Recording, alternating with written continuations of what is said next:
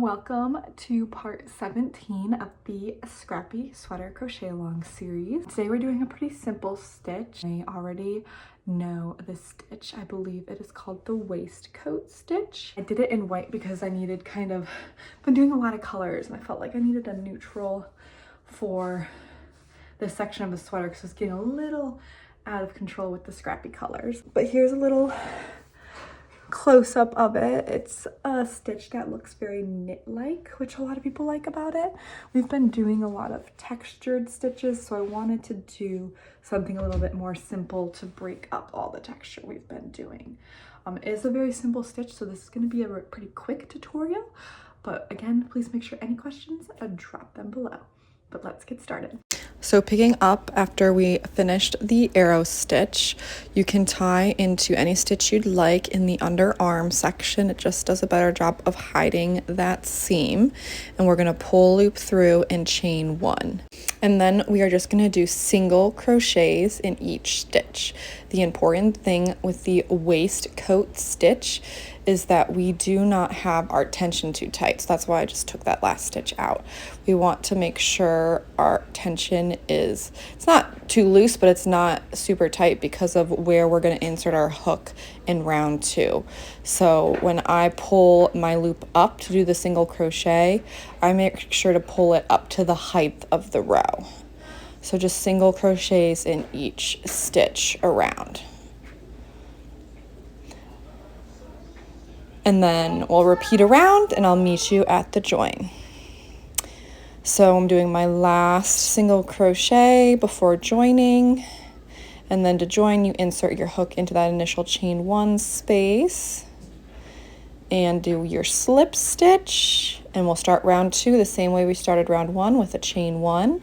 And then this is going to be important for the waistcoat stitch. You're going to go into the V of the single crochet, so not into where you typically would, but in through the V, and that's how it creates that knit-like texture. So in through the V. See that my hook slipped and it went next to the V, but you want to go between the V that creates that single crochet and come out the back. So I'm just showing you what that looks like. And that's about it for the waistcoat stitch. So you're just gonna repeat these single crochets around, making sure you go into the V of the single crochet versus just into the stitch like you typically would.